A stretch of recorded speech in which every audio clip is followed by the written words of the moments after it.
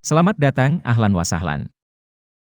Semoga channel ini bisa meningkatkan iman dan takwa kita. Nah, Allah ketika mencintai seorang hambanya, dicintai oleh Allah, maka yang pertama diberikan adalah yang terbaik bagi hambanya. Apa di antara sekian pemberian Allah yang paling baik itu? Ternyata bukan dunia, bukan karir, bukan kedudukan, bukan harta yang melimpah, tapi yang terbaik itu adalah ampunan dari dosa. Karena itulah kemudian Allah mengatakan, yuhibbukumullah wa yaghfir lakum dzunubakum. Maka orang yang dicintai oleh Allah Subhanahu wa taala akan diampuni dosa-dosanya oleh Allah, dan ciri orang yang diampuni itu maka dia akan terjaga dari dosa. Jadi kalau Anda ingin melihat kekasih Allah berjalan-jalan di muka bumi, itulah orang-orang yang menjaga tubuhnya dari ujung kepala sampai ujung kaki dari perbuatan dosa. Nah, orang yang menjaga kebersihan disebut dengan nadhif. Kebersihan disebut dengan nadhafah. Kalau kebersihan itu diteruskan sampai ke ujung jiwa, sehingga hatinya pun bersih. Bukan cuma pakaiannya yang bersih, tapi hatinya bersih. Karena hatinya bersih ini, kemudian mengalirlah dari hati ini ke seluruh anggota tubuh untuk mengerjakan yang bersih-bersih. Tatapan matanya bersih, ya, lisannya bersih. Maaf, tangannya bersih dari menyentuh yang kotor. Kakinya melangkah kepada hal-hal yang bersih. Segala yang bersih dalam bahasa Arab disebut dengan toharah. Orangnya disebut dengan tahir. Orang yang menjaga supaya dirinya bersih luar dalam disebut dengan mutatahhir. Jamaknya mutatahirin.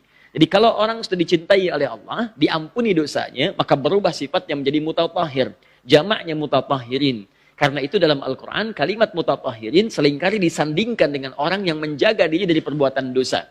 Kembali pada kebaikan, disebut dengan tawwab. Jamaknya disebut dengan tawwabin. Turun Quran surah kedua Al-Baqarah di akhir ayat 222. Paling kanan pertengahan. Lihat ujung ayatnya. Innallaha yuhibbut tawwabina wa yuhibbul mutatahhirin. Sungguh Allah mencintai orang-orang yang terbiasa memperbaiki diri, kemudian menjaga kesucian dirinya dari ujung kepala sampai dengan ujung kakinya.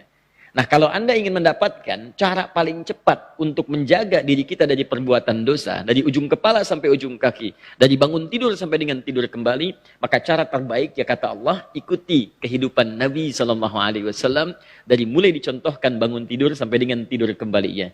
Bahkan jika Anda bisa melakukan itu, maka dalam hidup kita akan diberikan keteladanan yang terus berlangsung sampai generasi berikutnya.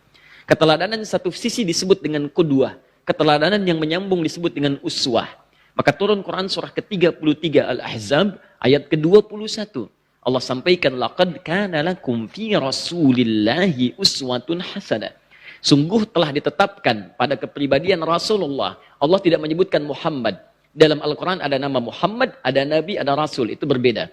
Muhammad disebutkan 4 kali dalam Al-Quran. Quran surah ketiga ayat 144. Quran surah ke-33 ayat ke-40, Quran surah ke-47 ayat yang kedua, dan Quran surah ke-48 ayat ke-29. Jika disebutkan nama Muhammad, itu menyentuh pada kepribadian nilai kemanusiaannya dalam bentuk hubungan sosial. Beliaulah orang yang sangat tawadhu, beliau orang yang sangat jujur, beliau orang yang sangat pemaaf, beliau orang yang sangat penyayang dengan makhluk, tidak hanya manusia, bahkan hewan pun kemudian disayang, tumbuhan pun kemudian diberikan perhatian. Jika hubungannya dengan Allah, maka itu disebut dengan Ahmad. Quran surah ke-61 misalnya ayat yang ke-6, As-Saff itu, ya, bi rasulin ya'ti min ba'di ismuhu Ahmad. Ahmad namanya. Nah, teman-teman sekalian, kalau kemudian kita ingin ambil bukan sisi kemanusiaannya, tapi misi risalahnya. Kalau kemanusiaan, manusianya bisa meninggal. Tapi kalau risalah, walaupun manusianya meninggal, tapi misinya akan terus abadi sampai berakhir kehidupan ini. Maka yang paling indah ayatnya mengatakan, laqad kana lakum fi rasulillah, bukan fi Muhammad. Ya, kalau fi Muhammad berarti saat Muhammadnya hidup, sallallahu alaihi wasallam. Ketika wafat belum tentu kita dapatkan itu. Tapi ketika mengatakan fi rasulillah, maka yang dimaksud Rasulullah itu ketika misi risalah, message-nya melekat pada pribadinya. Jadi yang ada itu pesannya, risalahnya, ya, bukan hanya sekedar pribadinya. Artinya Allah ingin mengatakan, kalau ada orang yang mengikuti risalah Nabi, tuntunan Nabi, maka di setiap masa pun tidak akan dibatasi oleh hidupnya masa Nabi Muhammad SAW. Nabi Muhammad meninggal, diikuti tuntunannya, jadi teladan lagi, jadi teladan lagi, jadi teladan lagi. Demikianlah Anda temukan setiap yang bersentuhan dengan risalah Nabi Muhammad SAW. Apakah hidup di masa Nabi? Apakah hidup setelah Nabi? Apakah jauh hidup setelah Nabi wafat? Orang itu pasti akan menjadi teladan dalam kehidupan. Bukankah Abu Bakar menjadi teladan? Bukankah kemudian Omar jadi teladan? Bukankah kemudian Uthman jadi teladan? Bukankah Ali bin Abi Thalib radhiyallahu taala anhum jami'an menjadi teladan? Bukankah Imam Asy-Syafi'i yang tidak pernah berjumpa dengan Nabi Muhammad jadi teladan? Bukankah Abu Hanifah sebelumnya, Imam Malik, setelahnya Imam Ahmad bin Hanbal jadi teladan? Nah, jadi, kalau Anda ingin jadi teladan dalam semua lini kehidupan, maka dan dicintai oleh Allah, terjaga dari perbuatan dosa, di antara pilihannya mengikuti tuntunan kehidupan Nabi Sallallahu Alaihi Wasallam.